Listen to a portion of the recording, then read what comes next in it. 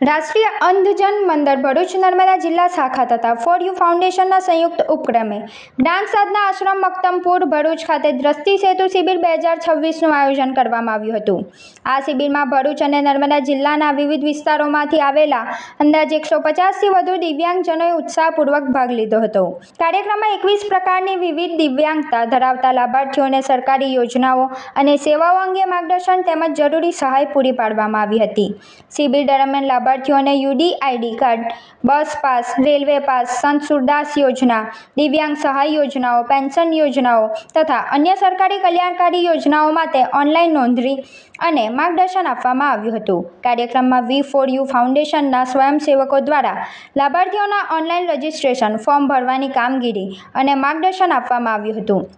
નોંધપાત્ર બાબત એ છે કે કામગીરીમાં જોડાયેલા We4U ફાઉન્ડેશનના સ્વયંસેવકો પોતે પ્રજ્ઞાચક્ષુ હોવા છતાં અન્ય પ્રજ્ઞાચક્ષુ તેમજ વિવિધ દિવ્યાંગ વ્યક્તિઓને સરકારી યોજનાઓનો લાભ અપાવવા માટે સતત કાર્યરત રહ્યા હતા।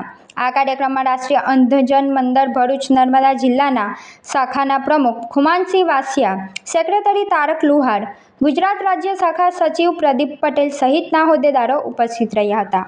અત્યારે તમે પાછળ જોશો લેપટોપ પર એ બધા એક લો વિઝન બ્લાઇન્ડ લોકો છે અને એમના હેલ્પથી તમે વિચાર્યું નહીં હોય કે દિવ્યાંગની હેલ્પ કેવી રીતે કરે, તો પછી આ આજે આપણે એક અનેરો પ્રયત્ન જોઈએ છે કે જેમાં દિવ્યાંગ લોકો જ દિવ્યાંગના ઓનલાઈન ફોર્મ ભરશે અને જાહેર જનતાને અપીલ છે કે આવી રીતે તમે પણ એક વોલેન્ટિયર કામમાં હેલ્પ કરી શકો।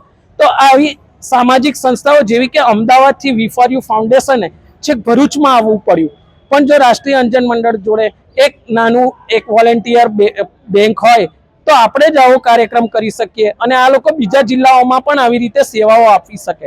We4U ફાઉન્ડેશને નિયમ કર્યો છે કે ગુજરાતના 33 જિલ્લામાં જઈને આવો કેમ્પ કરશે અને તમામ દિવ્યાંગોને આ લાભો અપાવશે। અને We4U ફાઉન્ડેશનનો માત્ર એક જ હેતુ છે કે ગવર્મેન્ટ યોજનાઓથી કોઈ પણ છેવાડાનો માણસ બાકી ના રહે। ઝીરો પોલિસીથી એ લોકો કામ કરવાના છે। Thank you.